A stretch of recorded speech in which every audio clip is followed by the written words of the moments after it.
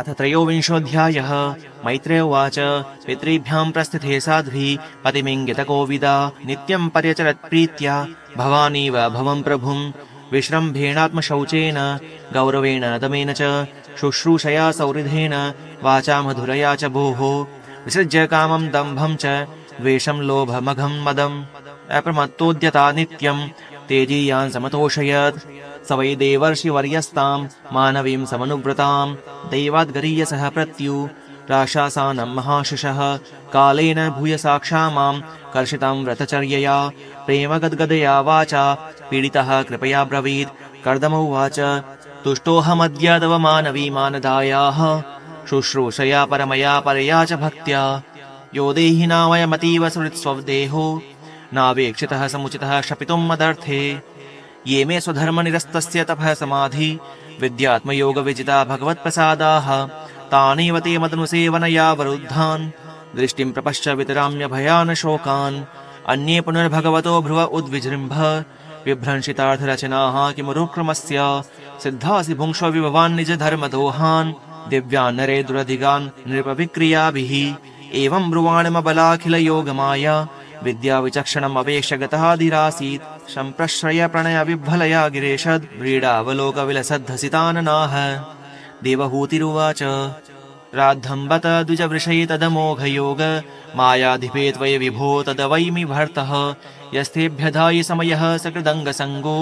भूयाद्गरीयसि गुणः प्रसवः सतीनां तत्रेति कृत्यमुपशिक्ष्य यथोपदेशम् येनैष मे कर्षितोति हृदंसयात्मा सिद्ध्यत ते कृतमनोभवधर्षिताय दीनस्तदेशभवनं सदृशं विचक्ष्व। मैत्रेय उवाच। प्रियायाः प्रियमन्विच्छन् कर्दमो योगमास्थितः विमानं कामगं क्षत्तस्तर्ह्येवा विरचीकरत् सर्वकामदुघं दिव्यं सर्वरत्नसमन्वितं सर्वधर्यूपचयोदर्कं मणिस्तम्भैरुपस्कृतं दिव्योपकरणोपेतं सर्वकालसुखावहं पट्टिकाभिः पताकाभिर्विचित्राभिरलङ्कृतं स्रग्भिर्विचित्रमाल्याभिर्मञ्जुषिञ्जषड्भिः दुकूलक्षोमकौशेयैर्नानावक्त्रैर्विराजितम् उपर्युपरि विन्यस्त निलयेषु पृथक् पृथक् क्षिप्तैः कशिपुभिः कान्तं पर्यङ्क्य व्यजनासनैः तत्र तत्र विनिक्षिप्त नानाशिल्पोपशोभितं महामरकतस्थल्या दुष्टं विद्रुमवेदिभिः द्वासुः विद्रुमदेहल्या भातं वज्रकपाटवत् शिखरेष्विन्द्रनीलेषु हेमकुम्भैरधिश्रितं चक्षुष्मत्पद्मरागाग्रैर्वज्रभित्तिषु निर्मितैः दुष्टं विचित्रवैतानैर्महार्हैर्हेमतोरणैः हंसापारावृतव्रातैस्तत्र तत्र निगूजितं कृत्रिमान् मन्यमानैः स्वान् अधिरुह्याधिरुह्य च विहारस्थानविश्राम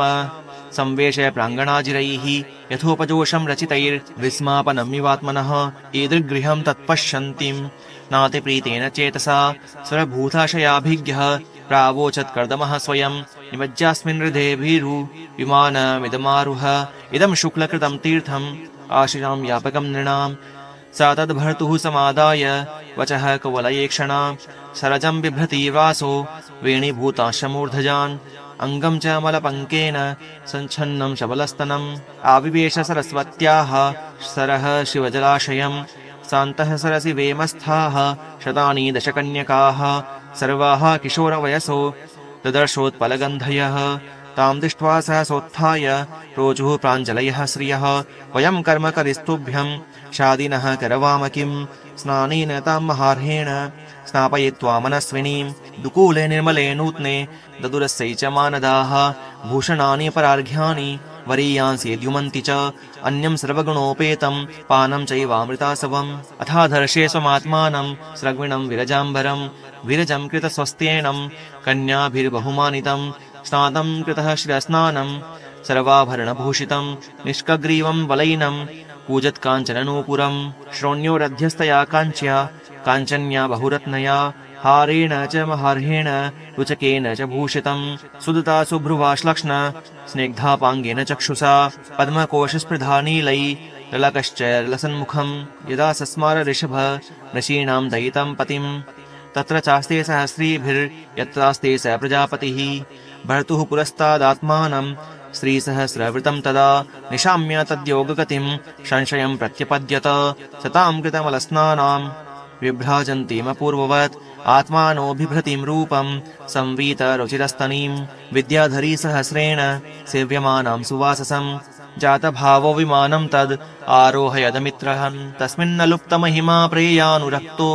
विद्याधरी विरूपचीर्णवपुर्विमाने बभ्राज उत्कचकुमुद्गणवानपि च ताराभिरावृत इवोडुपतिर्नभस्तः तेनाष्टलोकपविहारकुलाचलेन्द्र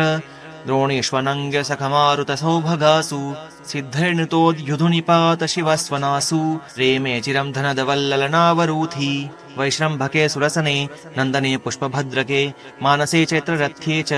स रेमे रामया रतः राजिष्णुना विमानेन कामगेन महीयसा वैमानिका नत्यशेत चरन्लोकान् यथानिलः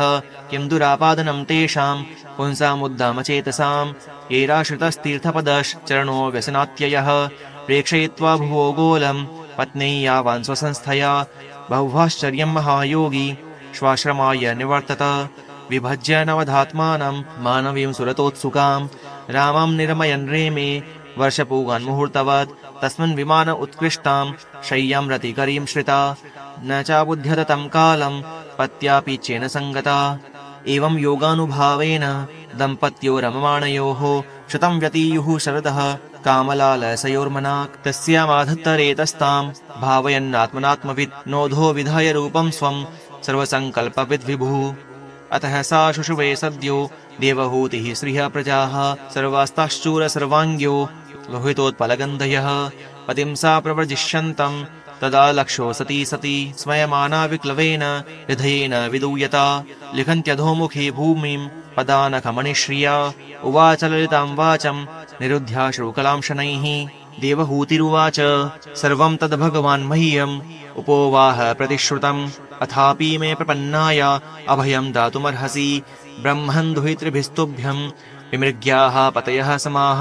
कश्चित् स्यान्मे विशोकाय त्वयि प्रव्रजिते वनम् एतावतालं कालेन व्यतिक्रान्तेन मे प्रभो इन्द्रियार्थप्रसङ्गेन परित्यक्त्या परात्मनः इन्द्रियार्थेषु सज्जन्त्या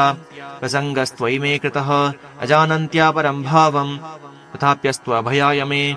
सङ्गो यः संसृतेर्हेतु रसत्सु वीतो धिया स एव साधुषु कृतो निसङ्गत्वाय कल्पते नेह यत्कर्म धर्माय न विरागाय कल्पते न तीर्थपदसेवायै जीवन्नपि मृतो हि सः साहं भगवतो नूनं वञ्चिता मायया दृढं यत्त्वां विमुक्तिदं प्राप्य न मुमुक्षेय बन्धनात् इति श्रीमद्भागवते महापुराणे पारमहंस्यां संहितायां तृतीयस्कन्धे कापिलेयोपाख्याने 23 श्रीकृष्णार्पणमस्तु।